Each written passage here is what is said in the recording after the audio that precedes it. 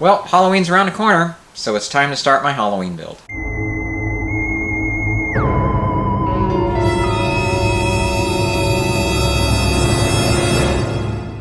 Well, hey guys, and welcome back to another Insert a Mother. As I said, this is going to be my Halloween build for this year, and I'm not doing anything scary. This is going to be a Spider-Man theme project. I have a friend who's a big Spider-Man fan. I decided to 3D print a figure for him. The files are available on CgTrader. It does come with a base along with these Doc Ock claws, but I wasn't too excited about the base, so I'm going to try to come up with something on my own here, and that's going to be the challenge for this project. Well, let me go ahead and get started. First, I'll show you the sculpt and the other pieces that come with it, and give you an idea of what I have planned for this. So here we have the Spider-Man figure, which printed in 7 separate pieces. That included the head, 2 arms, legs, torso, and 2 feet. As you can see, I've already attached the head, arms, torso, and legs, and I used epoxy putty to fill in any gaps as they weren't a perfect fit. The body and the feet have been primed with Stynylrez. And here, of course, are the Dr. Octopus arms, along with the 4 claws. And they've been primed with filler primer. And I plan on using Alclad for these pieces. And this is the original base, as you can see here from the CgTrader files. And I did not print these because I wasn't too excited by them, as I said. But this is what they were supposed to mount into. So I was trying to think of what to do for a base, and I decided to go online just to do a search on Spider-Man statues and sculpts just to see if I can find some inspiration. And as you can imagine, you can find all kinds of sculpts of Spider-Man. For example, here are a couple of nice pieces from Iron Studios. But this one in particular caught my eye, and I guess this is a customized sculpt by sculptor Avi I. I hope I'm pronouncing that right. And you can find out more information about this at marvelcustoms.net. And I really do like the way this sculpt is just action-filled, just lots to look at here. Now, it's not my intention to replicate that statue, but it has inspired an idea here. In Spider-Man 2, one of the things I remember were those arms just crashing through walls or, crashing into the side of a building as Doc Ock would climb up the side of a building. And so what I have in mind here is to have Spider-Man perched on the corner of a building. I'm going to tilt the base a little bit so that it's kind of at an angle. And then we're going to have the arms crashing through the sides as they attempt to grab him. What I've got to start with now are these pieces of foamular that I've cut to glue together and to form the corner of the building here. So we're going to glue these together, and then I've cut these strips to form the ledge of the building. So they'll come together like this, right? And then what I'm going to do is scribe in some lines here, just as I did with the floor of the Batman diorama. I'm not sure if I'm going to be mounting anything else on top here to secure Spider-Man with. I'm going to just kind of go along here and see how this comes together. But this is foamular, and he is a resin piece, so I'm not sure, I'm not confident that he's going to stay adhered with just glue. So I think what I'm going to do is use some plastic styrene tubing to act as little holes that I can insert these foot pieces into, and that way they'll be adhered very strongly to that plastic. And the hole that we drill in here will be tight enough for that tube to really be secure, and obviously I'm going to secure that in with some adhesive as well. As for the arms, they'll come crashing through here, so I've got to carve out some of this here for the arms to just kind of come through. And so as you can imagine, he'll be on the corner here with these arms coming through like this, and I'll try and carve it out so it looks like concrete that's been busted through. Well, let's see how well I can make this come together. Let's go ahead and get started. So I decided to start painting the figure first, and the colors being used here are from Vallejo's model color collection, just using basic flat red and Prussian blue.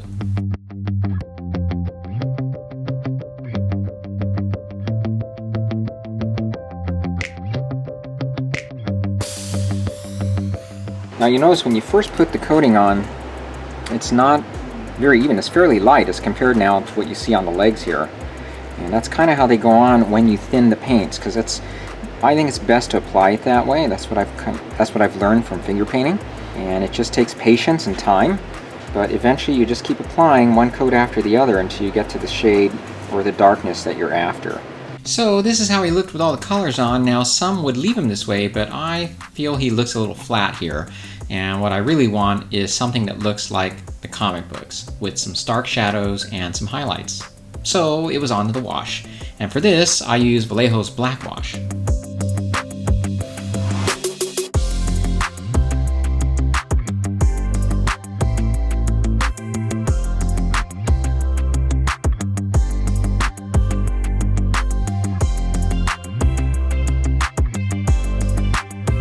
Once this was done, I lightened up the base color with some vermilion and the Prussian Blue with Game Color's bright blue. And this is how he turned out.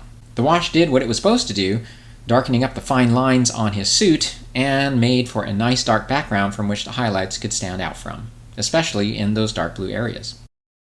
So then it was on to the stand. The first step was to use my X-Acto to cut the openings for the claws.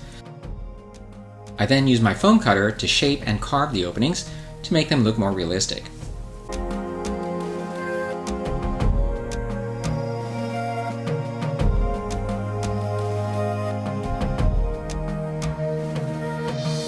And as I went along, I reminded myself where Spider-Man would be placed so that I could position the claws appropriately.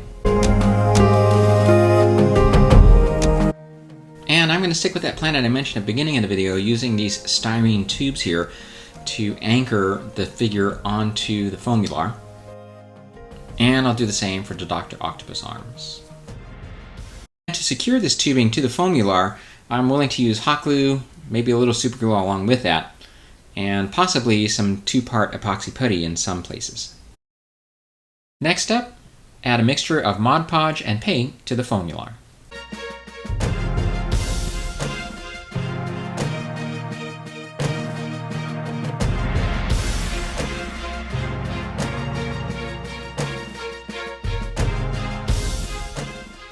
Alright, so this was allowed to dry overnight, and Mod Podge, really good stuff to use with foamular. It is helpful for a couple reasons. One, since I'm trying to make this look like stone and rock, it hardens the surface so it doesn't look like foam, for one thing.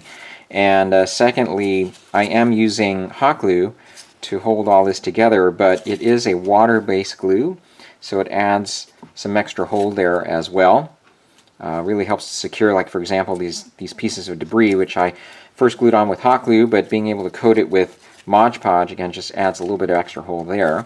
The other thing too is I allowed this to dry, and as you can see here in this video, I'm using the scrubber to create some added surface texture, so it will look more like stone. And then after that, I applied another light coat of the Mod Podge paint mixture. So about a 60 to 40 mix, I'd say, of that stuff. And I usually keep it in a container like this disposable container, so I have this ready to use if I need more. And the other thing is just make sure you're getting some cheap brushes. This one comes in a pack of, I don't know, 8 or 10 brushes for like $6 at Michael's. And that way, once you're done, you can just toss them, because it does screw up your brush a bit there. And of course, this is not the final color. I'm going to be mixing together some paint here so that it looks more like the color of concrete or a concrete building. Okay, so I'm going to let this dry a little bit further because I just put on another coat of this stuff. And then today we're also going to be working on the arms for the claws. So the paint being applied here now is the Alclad Gloss Black base coat, and this is recommended before applying the metallic paint.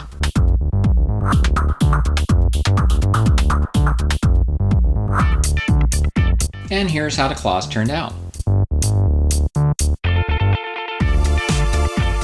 And now it was on to finish the base. The first thing I did was to apply an acrylic gloss coat, and this was followed by darkening the mortar lines. I mixed my own brown wash and applied it to the base.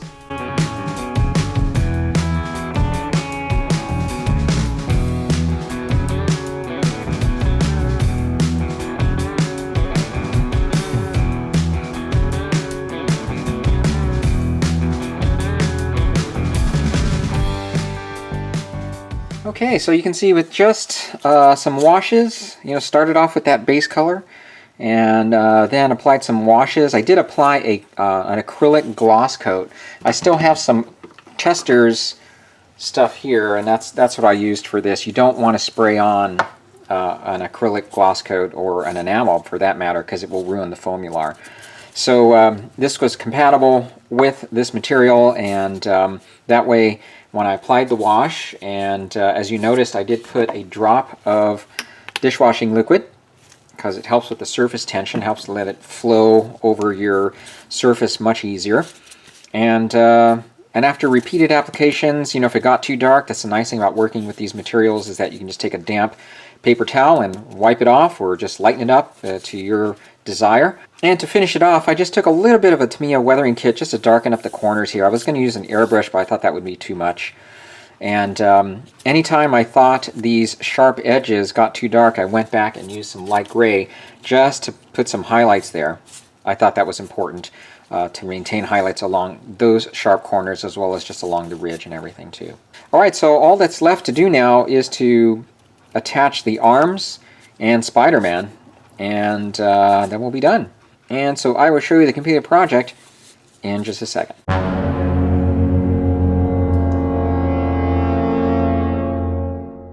Okay everyone, so here we're going to have the completed Spider-Man project, and as you can see, I also decided to create a base for the piece to sit on, and I'll go into that just a little bit later.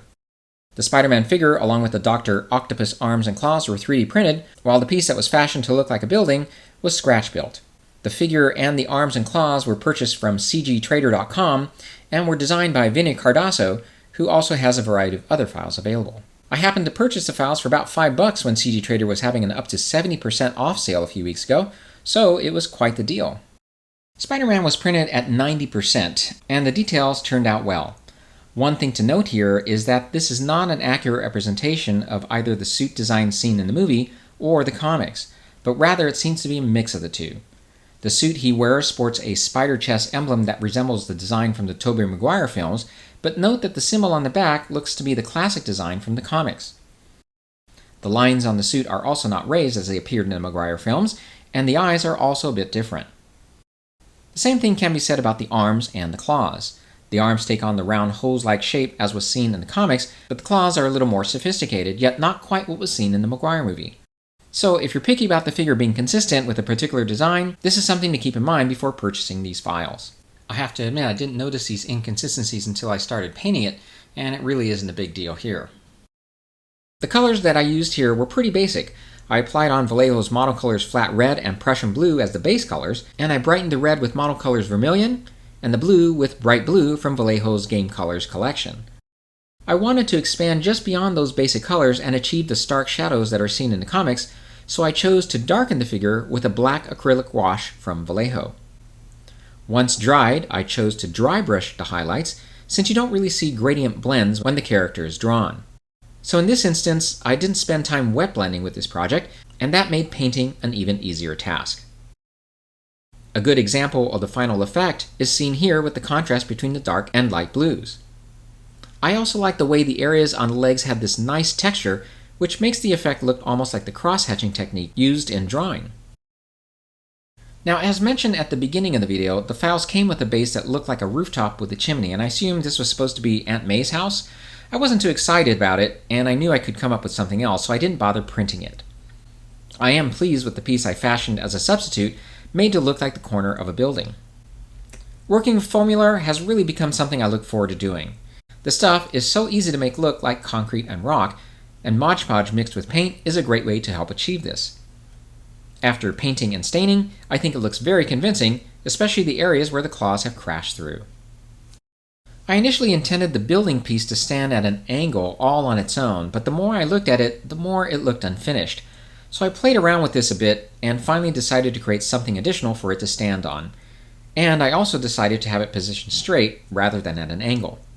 The reason I initially thought about doing that is because I didn't think you'd be able to see Spider-Man's face very well, but with it elevated this way, that's really not much of a concern, and I think it looks better.